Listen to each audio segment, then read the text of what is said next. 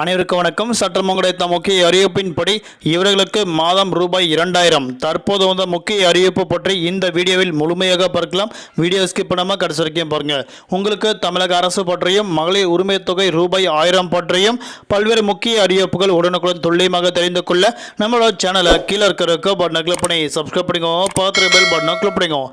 இந்த வீடியோவில் பிடிச்சிருந்தா லைக் பண்ணுங்க. இப்போ வாங்க வீடியோக்குள் போகலாம். இப்போ ரீசெண்டாக தமிழகத்தில் பிப்ரவரி மாதம் 5ஆம் தேதி மகளிர் உரிமை தொகையாக ரூபாய் 1000 அவரவர் வங்கி கணக்கில் கொடுக்கப்பட்டாங்க.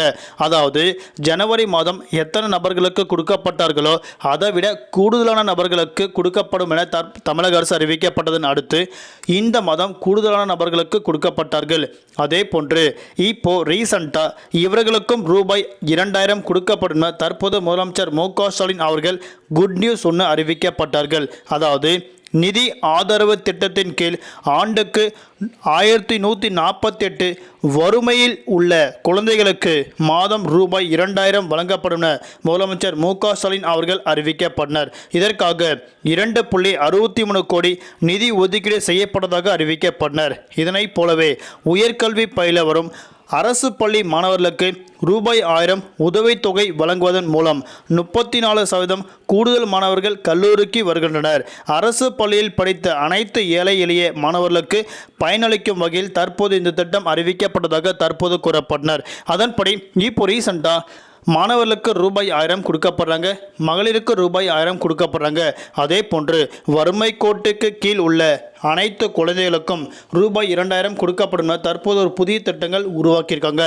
அதாவது இந்த திட்டத்தின் அடிப்படையில் அனைவருக்கும் கட்டாயம் சம வேலைவாய்ப்பு மற்றும் சம ஊக்கத்தொகை மற்றும் அனைவருக்கும் கட்டாயம் பள்ளி பயில்வதற்கு தற்போது இந்த திட்டம் முக்கியமானதாக இருக்கும் என நம்பப்படுகிறது.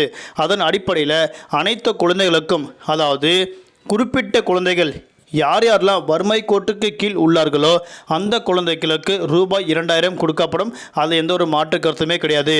தற்போது நிலவரப்படி பிப்ரவரி மாதம் 5ஆம் தேதி அனைத்து வங்கியிலும் ரூபாய் 1000 கண்டிப்பாக செலுத்தப்படும் என அறிவிக்கப்பட்டதை அடுத்து அவரவர் வங்கி கணக்கில் ரூபாய் 1000 கொடுக்கப்பட்டார்கள்.